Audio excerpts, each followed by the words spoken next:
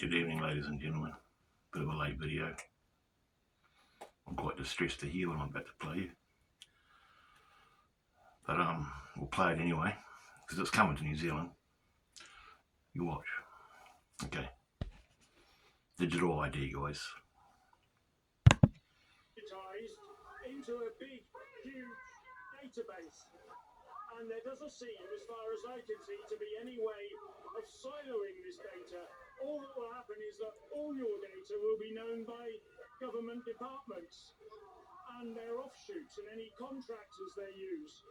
And I'm really worried that what happens then is that by mission creep, we end up with a situation where the powers that be can keep clamping down on people, stopping them doing what they want to do, stopping them buying things if they've already overgone their allowance, as it were, on whether it be meat, alcohol, fuel for your car, travel, number of airplane flights you take, everything can all be monitored and can all be dealt with and stopped. Now, I'm a human, I make mistakes, I make errors, I've got wants and needs, and I want to get on with my life, and as long as I don't encroach on anyone else, then I should be allowed to get on with it. But what we're now saying is that the human race, everybody, everything you do, instantly encroaches on everybody else, so therefore you must be stopped in doing what you're doing. That's totally unhuman, it's inhuman, it's satanic actually. I don't like it, and we've got to really have got to put the mockers on it, really have. I mean, this is a global occurrence. It's not just the UK. In fact, when you look at it, the EU is now hardening up on its stance with ID cards, and they're looking at giving it to, in fact, they already can give an EU form of an ID system to children. And that's why King Starmer is now looking at 13-year-olds having the digital ID. It's coming for veterans, it's coming for company directors, and that means in the end that it will spread out from there. It will spread out to not just veterans on a military pension, it'll be all pensioners, whatever sort of pension you've got. And if you want to open a bank account, if you want to even enter into a shopping precinct, you know, the whole thing is just going to turn into swiping your card at every corner of the street for safety, for your safety, so we know where you are. And how long before that the grid is so controlled that you won't even have to swipe a card? And you just call me a conspiracy theorist. You call me a conspiracy theorist, right? Yeah, I'm a conspiracy theorist, guys. I just make all this up. I'm playing your recording. He's an actor. He doesn't really mean what he's saying. It's all fantasy, guys. It's a movie. No, sorry. You have to participate in life. You have to partake in it. And you have to rise above this bullshit, or it's going to happen. Walk and you'll be tracked. Whatever it might be. Some people go, oh, I just don't have a smartphone, but if you have networks such as 5G, you have facial recognition, you cannot opt out. Well, no, you don't need a device. But the thing is, if you do opt out, the authorities I'm looking for you. will be looking for people who opt out, so they can get them to opt in forcibly. And that's another fear I have. If someone decides to go and buy a lump of land, I've got a lump of land, I'm going to put a caravan on it, I'm going to live there, there's a stream, I'm going to fish, I'm going to raise some chickens. All the authorities have to do is compulsorily buy your property. By compulsory purchase. And there's nothing you can do about it. So, I do wonder where this is going. Total grid control. The trouble is, the people who are putting it in place somehow think they'll be immune. But they won't be, because at the end of the day, they will be captured by their very own trap. There's a saying, there's no space on the ark. No, yeah.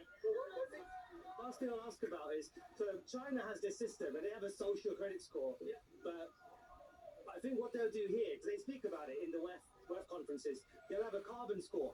So you have carbon credits. It'll be based on that metric. Carbon credits, it's things like, were you nice to your neighbour credits? And did you say something nasty on social media credits?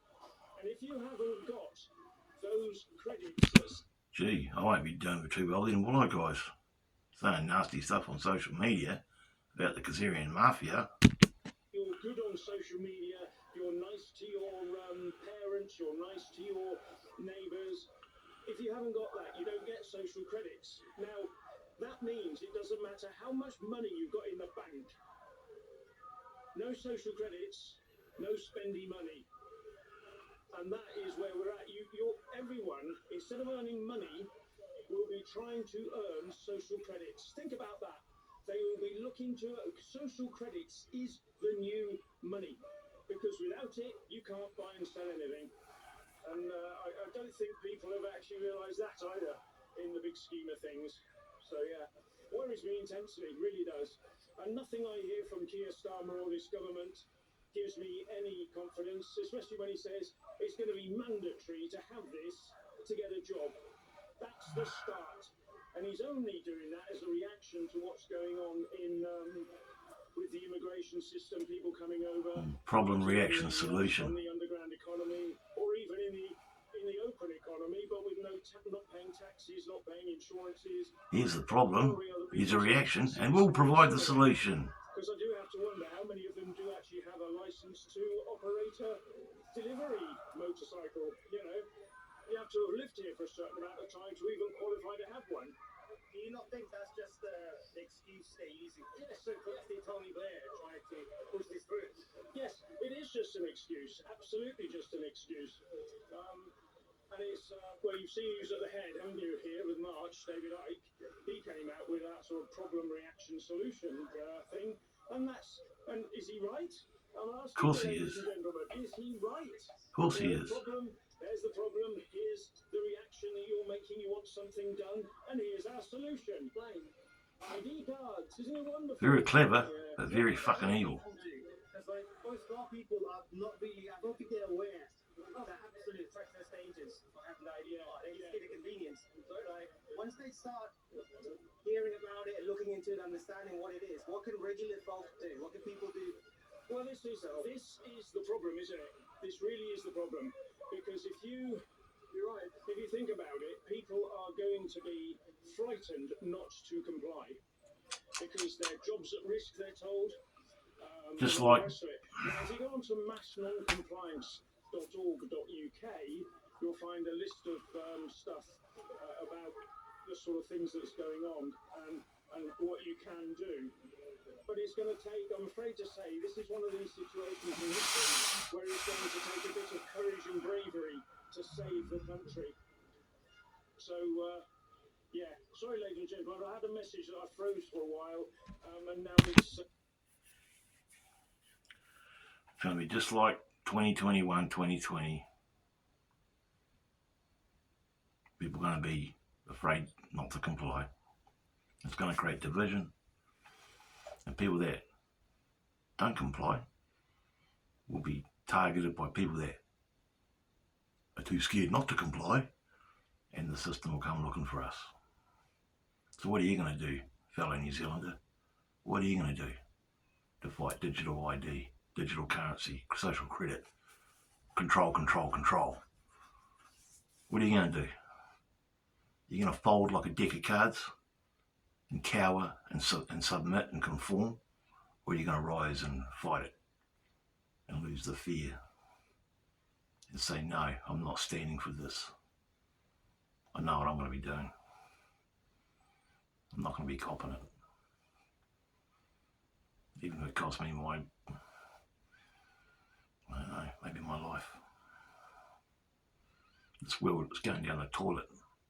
And it's a shame, because it's a paradise. These Kazarian Mafia, mother effers, are trying to turn it into a prison. Thanks for listening.